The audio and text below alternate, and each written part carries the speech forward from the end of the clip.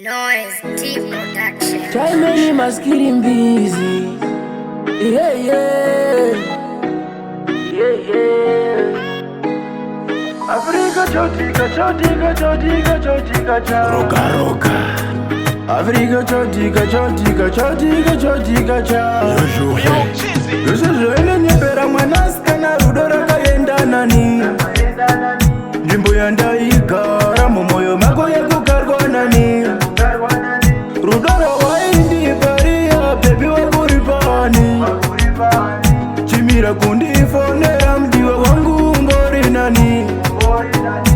Moyo wa uponda wasara ne maronda piwa ishika kumba uchirga ne mazanda tumarinda isenda mudiwa wakaenda Moyo uneronda ndiwe waka uponda Wana wanyunda mukorera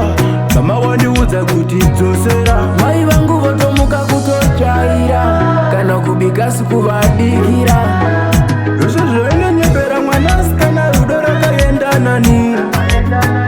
Njimbo ya ndaigara momoyo mako yekukarwa nani Purchase all tracks today. Rudoro waindi paria baby wa kuripani Chimira kundifonera mdiwa wangu mbori nani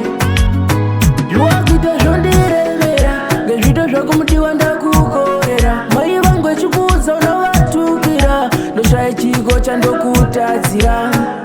Enda zvako kutukirwa mai vangu ini yandidi Enda zvako mai vangu vokubikira iwe wakarara Yoshozvoenenepera mwanaska na rudo rakaenda nani Nzvimbo yandaigara mumoyo mako yekukarwa nani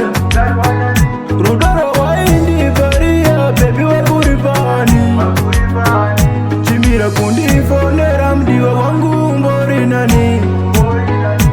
Moyo wa uponda wasara ne maronda piwa ishika kumba uchirga ne mazanda tumarinda isenda mudiwa wakaenda Moyo uneronda Purchase all tracks today. Wana wanyunda mukorera